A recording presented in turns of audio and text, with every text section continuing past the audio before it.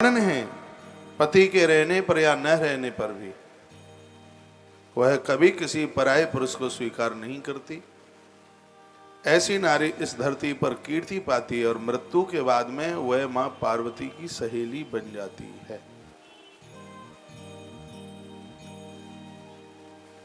किसी नारी का पति दुनिया छोड़ के चला गया है, वह गैर पुरुषों के साथ में वो रम गई, फंस गई। ऐसी नारी को पूजा पाठ में, धर्म कर्म में उसको निषेध किया गया। और जिस नारी ने पति के ना होने पर अपने धर्म को बचा करके सुरक्षित रखा है, ऐसी नारी के दर्शन करने से पाप क्षीण हो जाते हैं, ऐसा ग्रंथ में लिखा। तालियां मत बजाना बिल्कुल। नारी श्रृंगार अपने पति के लिए करती है। पति के न होने पर उसको श्रृंगार की बिल्कुल आवश्यकता नहीं होती। विवाह जब तक नहीं होता तब तक बेटियां होठ पर लिपस्टिक नहीं लगाती। पूरे सदाचार का वर्णन है हमारे ग्रंथों में। उस कन्या का कन्या तत्व नष्टित होता है। कुछ ऐसे वस्त्र हैं विवाह के पूर्व कन्या उन्हें नहीं पहन सकती। व्यासपीठ है, पर्दा डाल के बोलना पड़ता है। नारी के लिए पति के न होने पर षोडश श्रृंगारों की बिल्कुल भी आवश्यकता नहीं है। ये बात मैं फिर कहूंगा। सेहे कीर्ति ममाप्नोति। ऐसी नारी जो पति के अभाव में अपने धर्म को उसने सुरक्षित रखा है, समाज में उसकी कीर्ति बढ़ती है और उसका दर्शन करने से पाप क्षीण होते हैं, पाप नष्ट होते हैं। जो नारी पति के होने पर या न होने पर वह भ्रष्ट हो गई है, वो पतित हो गई है, पराये पुरुषों के साथ उसने संबंध जोड़े हैं, वह किसी भी पूजा पाठ, यज्ञ, धर्म, सत्कर्म में बैठने का अधिकार उसको बिल्कुल भी नहीं है। जिस नारी ने अपने धर्म को बचा करके सुरक्षित रखा है, ऐसी नारी जिंदे होने पर तो यहाँ कीर्ति प्राप्त करती है और मृत्यु के तत्पश्चात वह माता पार्वती की सहेली बन जाती है। ये मेरी व्यासपीठ बोल रही है। कोई काट सके तो काटे मेरी बात, काट ही नहीं पाएगा, प्रमाणित बात है।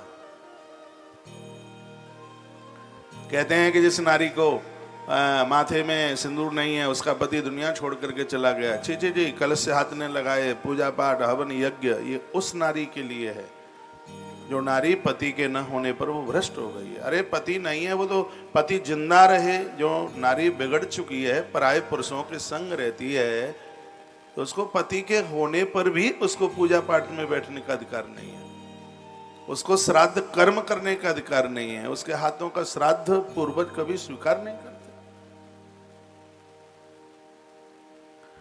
तो भले और समझदार लोगों को चाहिए इस भरे कलयुग में अपने आप को संभाल करके रखें।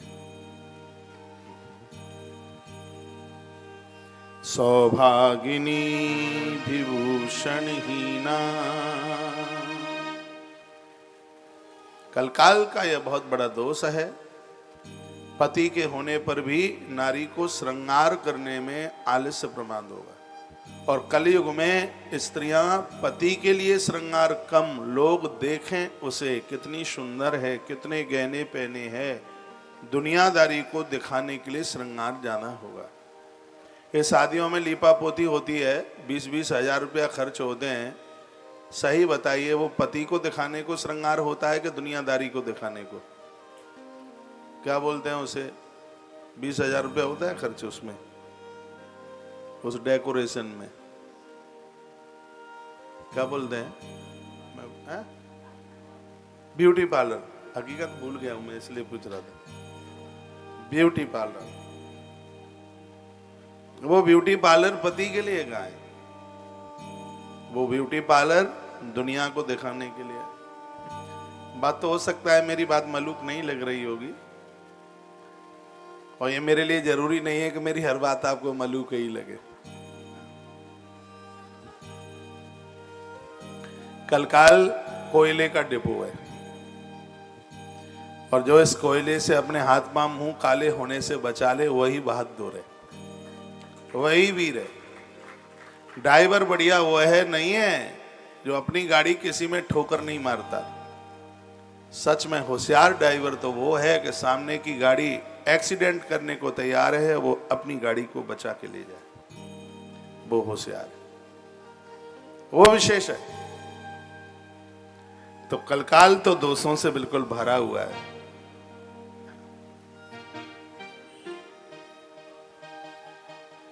साधना की स्थिति में अपने जीवन का निर्वहन करें।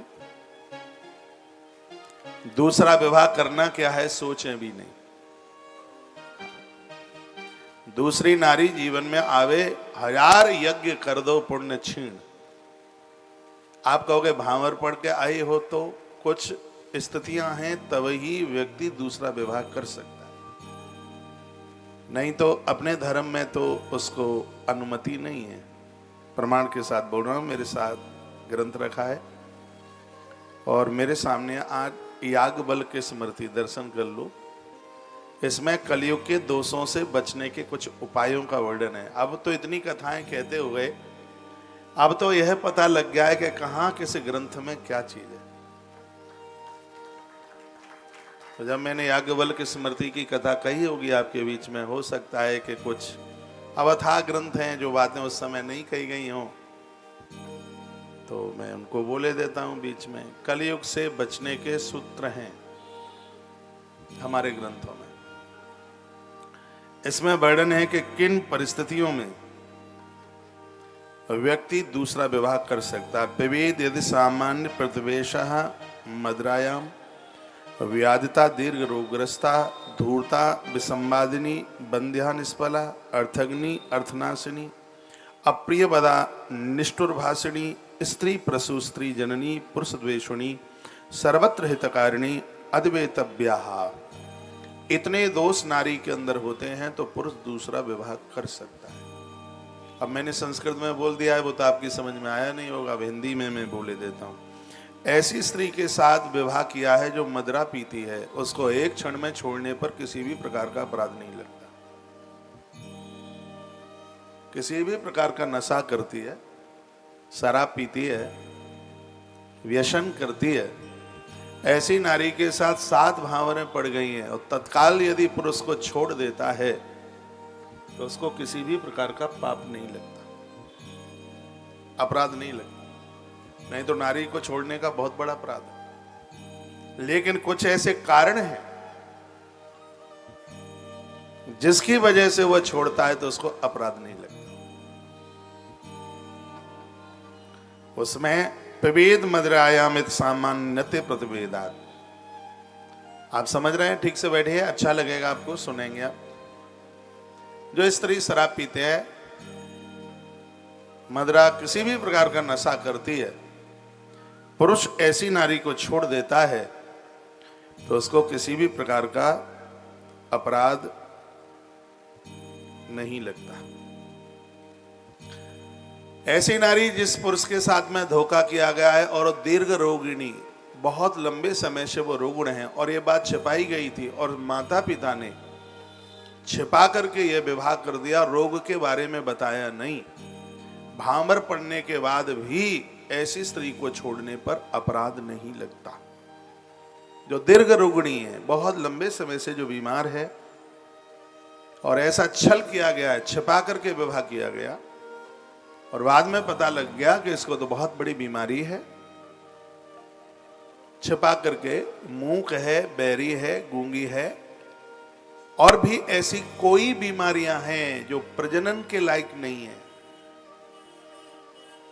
ऐसी नारी को छोड़ने में हमारा सनातन संस्कृति वह पुरुष को दोष नहीं लगता। जो जुआ खेलती है, सट्टा लगाती है, ऐसी नारी को भी होने पर, दूसरा विवाह करने पर दोष नहीं लगता। एक ऐसी नारी जिसको बच्चे नहीं हो रहे हैं, उसको संतान नहीं हो रही है, तो उसके होने पर भी दूसरा विवाह करने पर दोष नहीं लगता। किन परिस्थितियों में व्यक्ति दूसरा विवाह कर सकता है, ये वो बात बताई जा रही है। तो वर्णन है, धूर्ता विस्मबादिनी बंध्या निष्फला, जिसको संतान नहीं होती है उसके होने पर भी यदि पुरुष दूसरा विवाह कर लेता है तो उसको दोष नहीं लगता। अर्धंगिनी अर्थनाशिनी, ऐसी स्त्री जो घर का पैसा दूसरी जगह भेज दी है,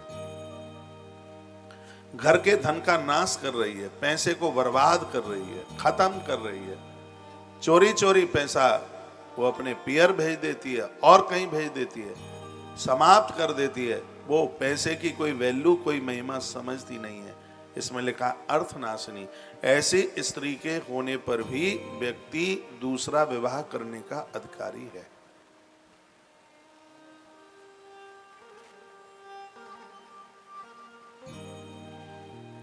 अगली बात, जो कटु भाषण है, गालियां देती है,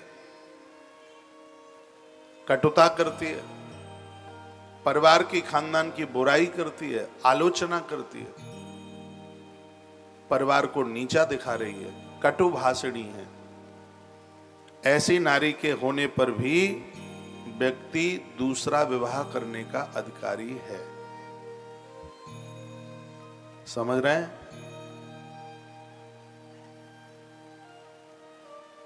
नारी भी दूसरा विवाह कर सकती है, इतनी कमियां होने पर वो भी मैं निवेदन करूंगा, अभी करूंगा थोड़ी देर में। ये नहीं पुरुष के लिए, स्त्री के लिए भी कुछ कॉलम दिए गए हैं कि इन परिस्थितियों में वह भी दूसरा विवाह कर सकती है, उसमें उसको कोई अपराध नहीं लगता। वो भी आप सुनेंगे। एक बार जयकारा लगाइए, बोले वांके बिहारी लाल की जय। चैनल कट गया है मालूम है? हाँ हाँ,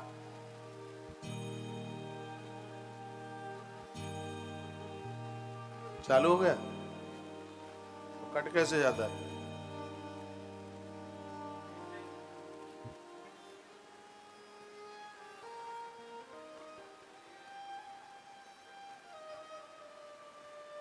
अगली बात वर्णन की है, वो भी सुन लीजिए। जिन देवियों को कन्या ही कन्याएं हो रही हैं, उस स्त्री को पुरुष को छोड़ने का अधिकार नहीं है, उसको अपने आप से अलग होने का, अलग करने का अधिकार नहीं है। खानदान को एक पुत्र देने के लिए उसको दूसरा विवाह करने का अधिकार है हमारे धर्म ग्रंथों में। ये नहीं है कि किसी को बेटी बेटी हो रही है और आप दुत्कार दो, उसको घर से बाहर कर दो, नहीं। जिनको संतान नहीं हो रही है उसको आप घर से बाहर कर दो, ये अधिकार नहीं है। वो भी स्त्री रहे, उसके होते हुए एक वंश वृद्धि के लिए पुरुष के पास दूसरा विवाह करने का अधिकार है। तो वर्णन है इसमें, जिससे कन्या ही कन्या हो रही है और परिवार को एक पुत्र चाहिए, वो संतान के लिए वह पुरुष दूसरा विवाह करने का अधिकारी है। यह वर्णन किया गया। एक किसी स्त्री ने अपनी राजी से किसी पुरुष को छोड़ दिया है, अपनी इच्छा से कि मैं तुम्हारे साथ नहीं रहती, तो ऐसी स्थिति में उस पुरुष को दूसरा विवाह करने का पूरा अधिकार है। एक इसमें 7वां कॉलम बड़ा अद्भुत है, तो भगवान करे ये किसी को बुरा ना लगे। इसमें वर्णन है कि जो अपने पति को उसके वृद्ध माता पिता से दूर करती है, ऐसी स्त्री के होने पर भी यदि पुरुष दूसरा विवाह कर लेता है तो उसको किसी भी प्रकार का दोष नहीं लगता, ऐसा याज्ञवल्क्य जी महाराज कहते हैं। इसलिए कभी भी पति को उसके वृद्ध माता पिता से दूर मत करना, अलग मत करना।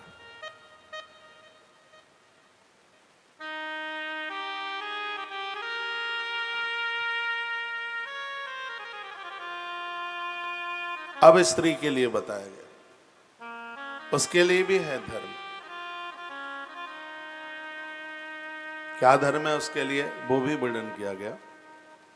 जिसका पति परदेश चला गया और उसको आने जाने का कुछ अता पता ही नहीं, ऐसी स्थिति में नारी दूसरा विवाह कर सकती है। जिसका पति सन्यासी हो गया, महात्मा बन गया, ऐसी स्थिति में नारी को दूसरा विवाह करने का पूर्ण अधिकार है। ऐसे पुरुष के साथ विवाह किया गया जो नपुंसक है, वो संतान जन्म देने की काबिलियत में नहीं है, उस नारी को दूसरा विवाह करने पर किसी भी प्रकार का अपराध नहीं लगता। वर्णन है, ऐसी नारी जिसके साथ छल कपट किया गया, उसका अपहरण किया गया, उसको उठा करके ले जाया गया, फिर वह बंधन मुक्त उनसे जिस प्रकार से हुई, उस परिस्थिति में उस नारी को दूसरा विवाह करने का पूर्ण अधिकार हमारे धर्म ग्रंथों में बताया गया। एक कारण है।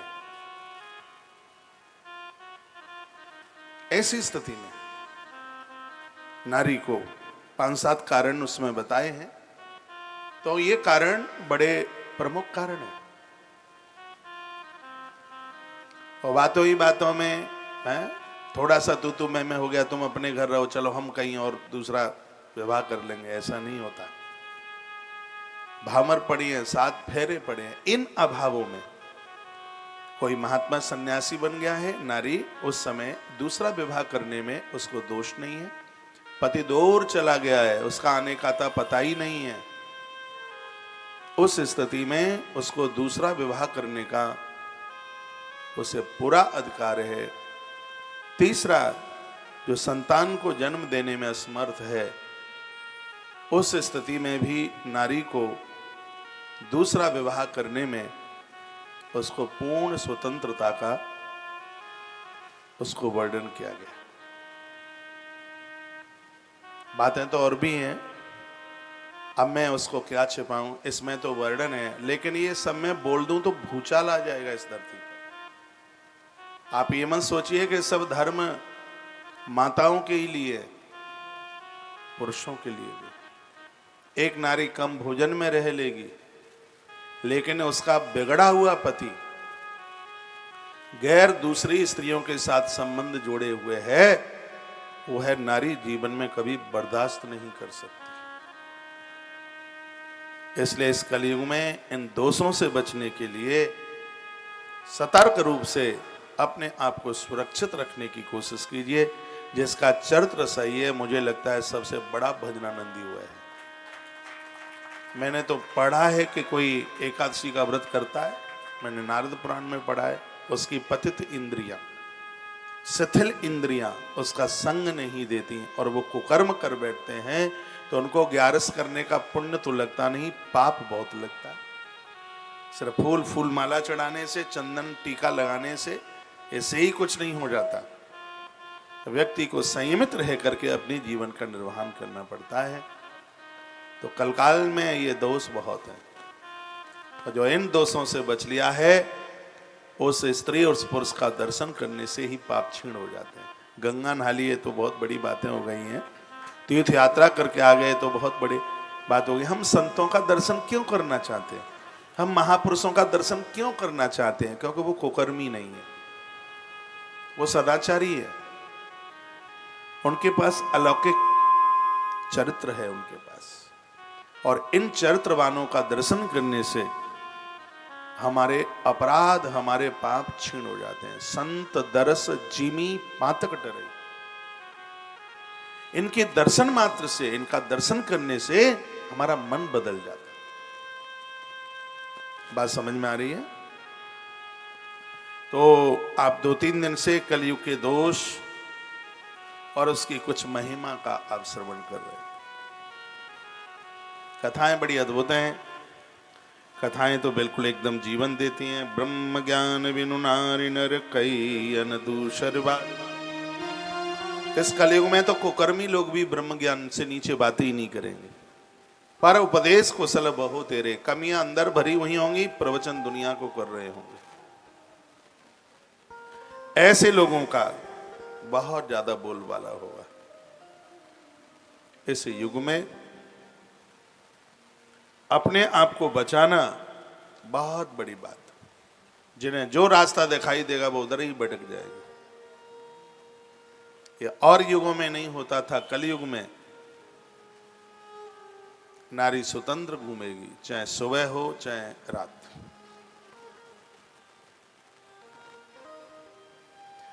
कल मैं थोड़ा लेट आया था गौशाला से, टाइम ज़्यादा हो गया था, 8:45 बज गए।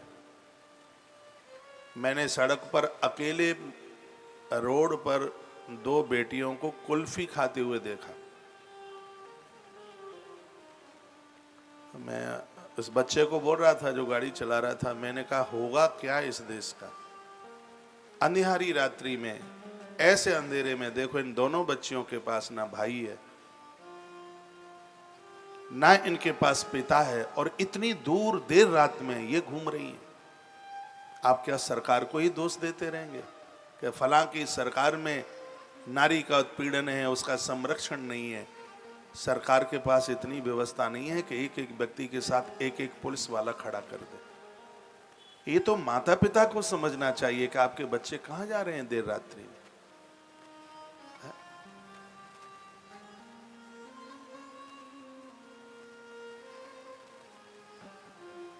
बहुत गलत हो रहा है। बच्चे सुरक्षित नहीं, सुरक्षित क्या, ध्यान नहीं है उनके पास।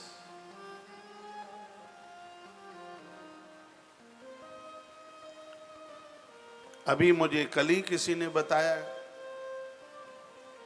उन्होंने कहा कि वो एक लड़की,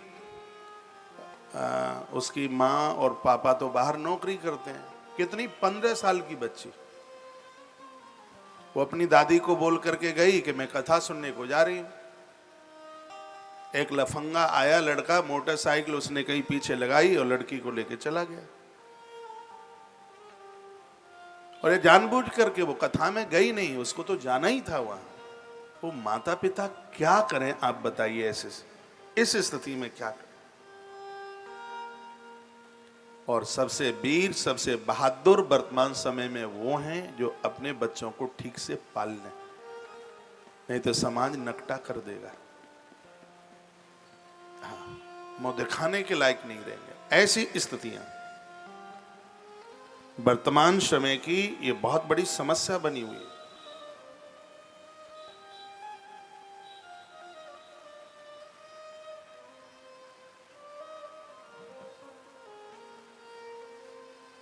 नहीं तो बताएगा कि बेटी पिता के संग,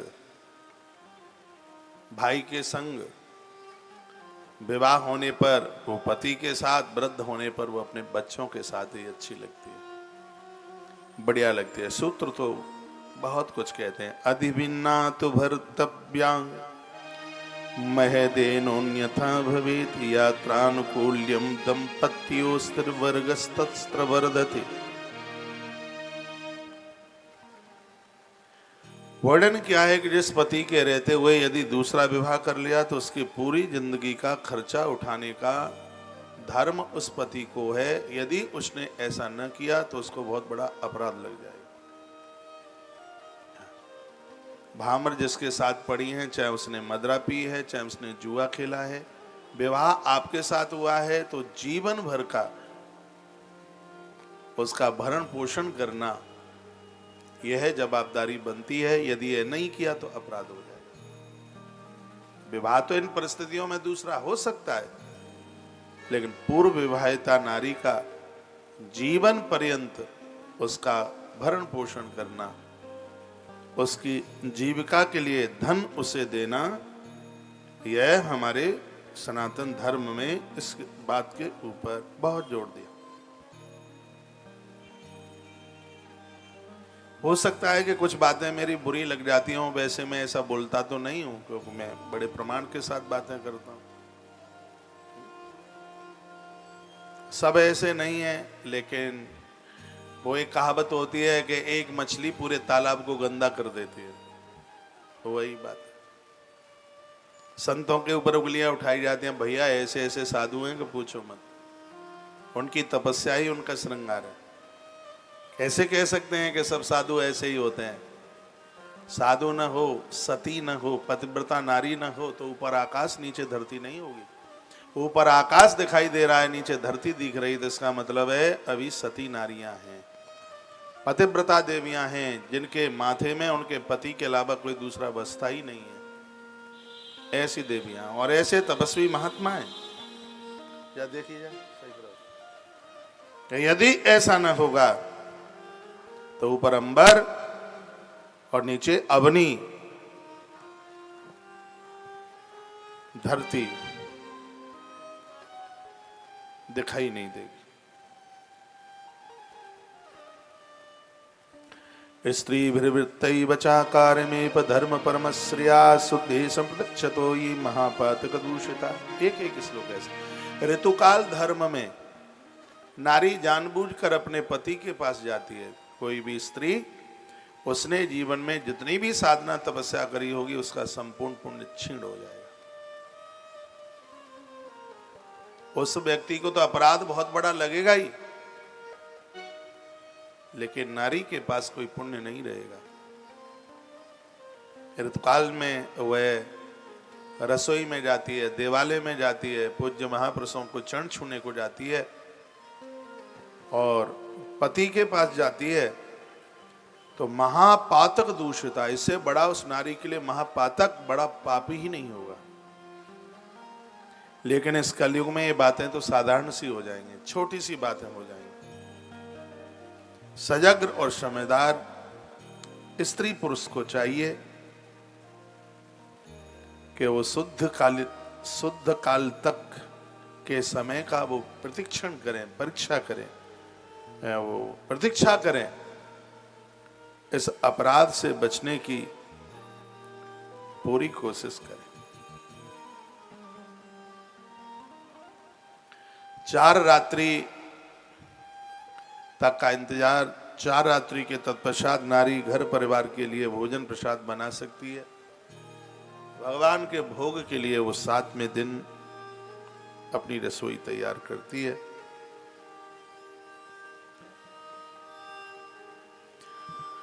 देह धरे कर यह फल भाई, देह धरे कर यह फल भाई, भजिय राम सब काम बिहाई। देह धरे कर यह फल भाई, देह धरे कर यह फल भाई, भजिय राम सब काम बिहाई। देह धरे कर यह फल भाई, भजिय राम सब काम बिहाई। और भी बड़ी अच्छी अच्छी बात है। इस चौपाई का तो मतलब है कि मनुष्य जीवन स्त्री पुरुष बन करके आए हैं और इसका धर्म तो यही है कि शरीर से धर्म सत्कर्म किया जाए, धर्म के साथ जीवन जिया जाए। इसमें स्त्री और पुरुष दोनों की बात कही गई है। नारी को चाहिए कि इतने लोगों से आपको कुछ भी मिलता है, ये पूज्य हैं, वंदनीय हैं, उन चीजों को दुत्कारना मत। अलंकार, आभूषण, भोजन और वस्त्र किन किन से भर्तु भ्रातृ पितृ ज्ञाति ससुरस्यासुरदेव रही बंद विश्व श्रिय पूज्या भूषणाच्छादनासी। यदि इन लोगों के द्वारा मिला हुआ और आपने दुत्कार दिया, आपके पास जो है वो सब समाप्त हो जाएगा। मैं ऐसी बातें आपके बीच में रखूंगा जो प्रमाणित बात होंगी और सुनने में भी अच्छा लगेगा। परिवार में, घर में किसी भी स्त्री ने आपको कुछ दिया है, भोजन दिया है, वस्त्र दिया है, आभूषण दिया है, उसे माथे से लगा लीजिए, ले लीजिए। भर्त्र, पति ने आपको कुछ दिया है, फेंकिए मत। वो कम पैसे का है या ज्यादा का है। कभी कम पैसे की वो साड़ी ला करके लेके आता। मैंने देखा, मैं कहीं कथा में था, वो करवा चौथ को वो साड़ी लेके आया, बेचारे के पास उतना पैसा नहीं था, फिर भी 950 रुपए की साड़ी थी। और उसने फेंक करके उसकी नाक में मारी वो साड़ी। उसकी आंख में आंसू आ गए।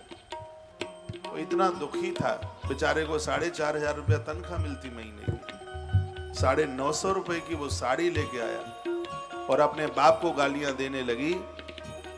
और वो कहने लगी इस मूर्ख के साथ, और मुझे वो ब्याह के चला गया। कितनी उसने गालियां दी। क्या होगा ऐसी करवा चौथों से? वर्णन किया गया है कि परिवार में किसी भी स्त्री से, चाहे वो चचिया सास हो, चाहे काकी सासू हो, चाहे तुम्हारी सासू हो, किसी नारी से आपको कुछ भी सम्मान सूचक मिला है, भोजन मिला, वस्त्र मिला, अलंकार मिला, भूषणाक्षद, इनमें से कुछ भी मिला है, पति से मिला है, आपको आपके भाई से मिला है, आपको आपकी भाभी से प्राप्त हुआ है, पिता से मिला है, सास और ससुर से मिला है, देवर और जेठ से मिला है, और बांधवों से, परिवार में किसी से मिला है, ऐसे आभूषण, वस्त्र और भोजन आपके लिए बहुत वंदनीय है, सहर्ष स्वीकार करने के लायक हैं। धीमे बजाइए। यदि इनका अपमान कर दिया तो भूषणाक्षाद नाश नहीं, आपके पास जो भी पुण्य, सदकर्म, वैभव और यश है उसका नाश हो जाएगा, समाप्त हो जाएगा। हमने देखा है देवियां बहुत जल्दी रूठ जाती हैं, खट पार्टी लेकर के सो जाती हैं। वो चीज उसे ठीक नहीं लगी है, इंतजार कीजिए। अब के बार हल्की आ गई है तो अगली बार थोड़ी अच्छी सी आ जाएगी, बढ़िया सी आ जाएगी। मुंह लटक जाता है, मुंह फूकना बन जाता है, और फेंकती हैं, मुंह पर मार करके फेंकती हैं उसे।